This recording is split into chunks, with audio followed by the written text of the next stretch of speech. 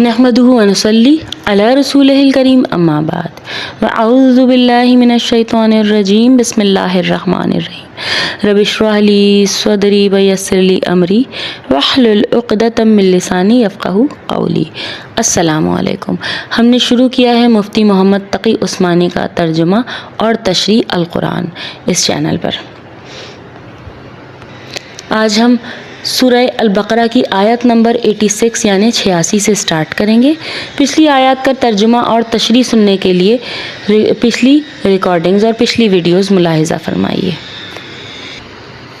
آیت نمبر 86 سورہ البقرہ۔ شروع اللہ کے نام سے جو بڑا مہربان اور نہایت رحم والا ہے۔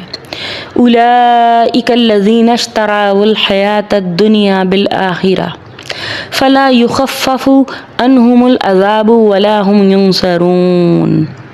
یہ وہ لوگ ہیں، کون سے لوگ؟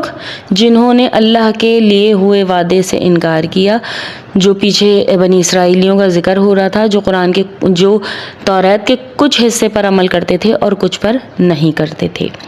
تو ان لوگوں کے بارے میں آگے فرمایا جا رہا ہے، یہ وہ لوگ ہیں جنہوں نے دنیا کی زندگی کو آخرت کے بدلے خرید لیا، لہذا نہ ان کے عذاب میں کوئی کمی ہوگی اور نہ ان کی مدد کی جائے گی۔ کس وقت؟ روز قیامت۔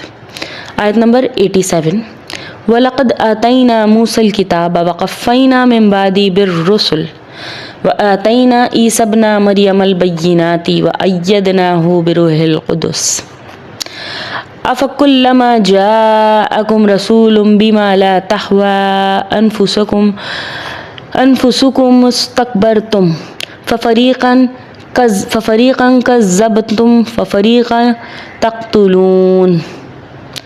اب اللہ فرما رہے ہیں، بے شک ہم نے موسیٰ علیہ السلام کو کتاب دی، اس کے بعد پے در پے رسول بھیجے، اور ہم نے عیسیٰ ابن مریم کی کھلی نشانیاں دی، ان کو کھلے کھلے معجزات عطا فرمائے تاکہ بنی اسرائیلی واپس ایمان لے آئے، اور روح القدس سے ان کی تائید کی۔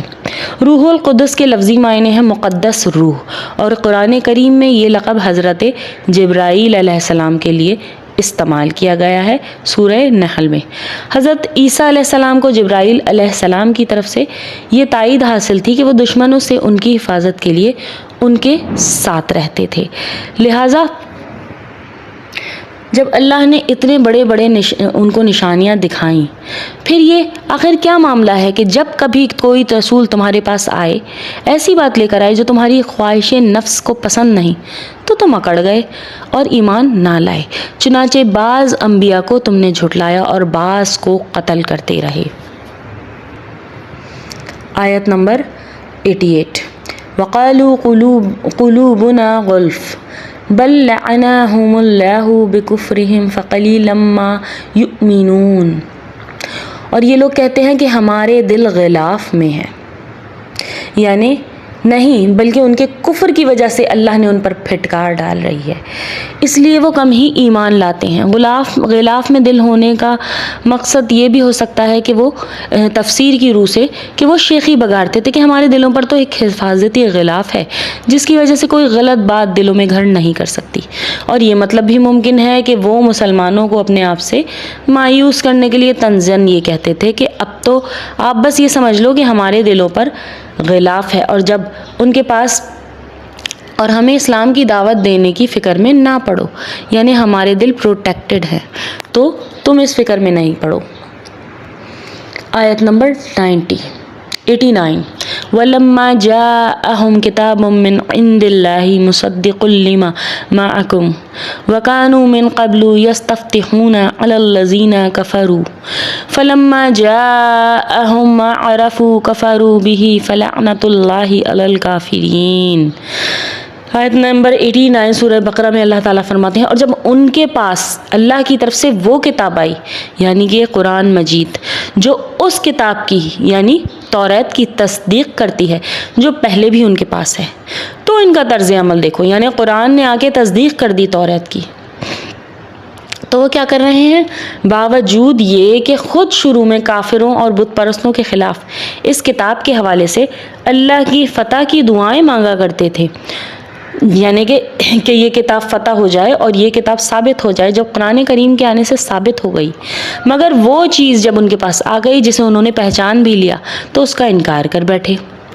یعنی کہ جب یہودیوں کی بت پرستوں سے جنگ ہوتی اور مباحثہ ہوتا تو وہ یہ دعائیں مانگا کرتے تھے کہ یا اللہ، آپ نے توریت میں جس طرح آخری نبی کی تصدیق کی ہے اسے جلدی بھیج دیجئے تاکہ ہم ان کے ساتھ مل کر بت پرستوں پر فتح حاصل کریں۔ مگر جب نبی آخر الزماں صلی اللہ علیہ وآلہ وسلم تشریف لے آئے تو وہ حسد میں مبتلا ہو گئے کہ انہیں بنی اسرائیل کے بجائے بنی اسماعیل میں کیوں بھیجا گیا۔ چنانچہ یہ جان لینے کے باوجود کہ حضرت صلی اللہ علیہ وآلہ وسلم پر وہ ساری علامتیں صادق آتی ہیں جو توریت میں آخر الزماں آخری نبی کے بیان کی گئی ہیں، تو انہوں نے آپ صلی اللہ علیہ وآلہ وسلم کو ماننے سے انکار کر دیا۔